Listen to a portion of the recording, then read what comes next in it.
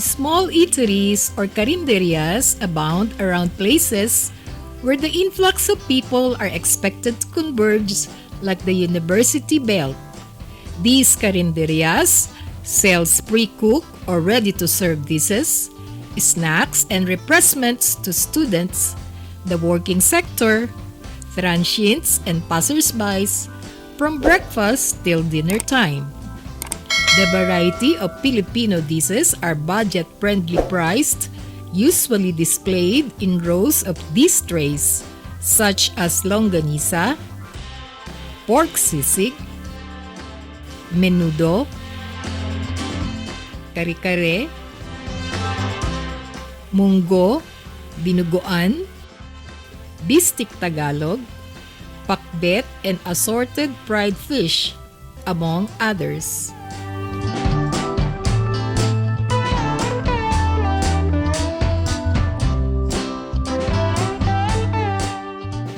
Hello fellow food trippers!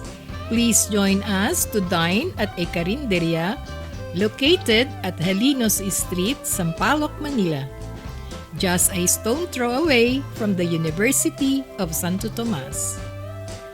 What caught our attention is the eatery's house specialty called EJ Pancit Batil Patung and Pancit Cabagan, two well-known noodle dishes from the province of Cagayan.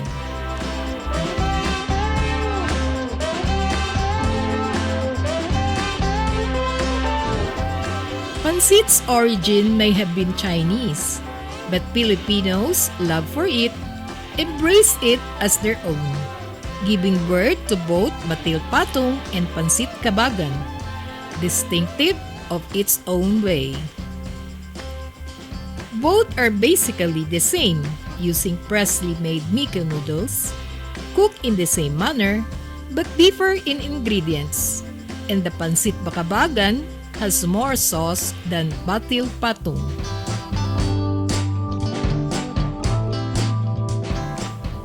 As the name suggests, batil is the Cagayano term for mix or whisk, and patung is for the toppings. Because of its popularity, numerous versions came about from one panciteria to another for both pancit. At EJ's Eatery, the regular order is the simplest version. The Batil Patung comes with Miki noodles, topped with sautéed vegetables of carrots, cabbage, green beans and mung bean sprouts, carabeef, crispy lechon karahay, and fried egg.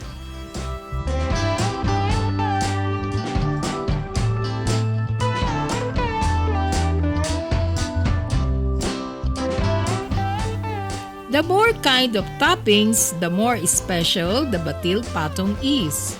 The special order comes with additional slices of liver, while the super special comes with additional siomai and Shanghai. The Pancit Batil Patung is eaten as one prepares, drizzled with spice-up vinegar or soy sauce with calamansi juice. It is also served with a side soup with whisked egg, similar to an egg drop soup.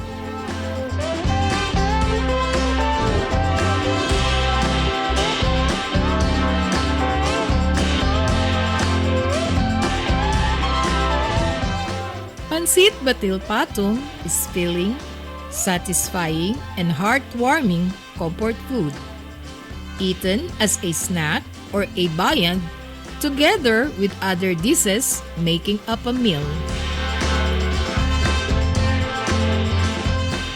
So if you are hungry after school or before heading home from work, come to EJ's Pancit Batil Patung and Pancit Cabagan Eatery, a convenient place for take-home and dine-in food that is affordable, hearty, and satisfies your cravings at a breeze.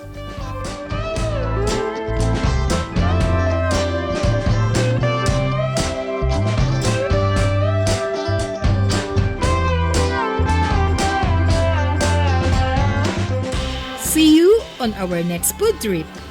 Please subscribe, like, share, and comment down below. Thank you for watching!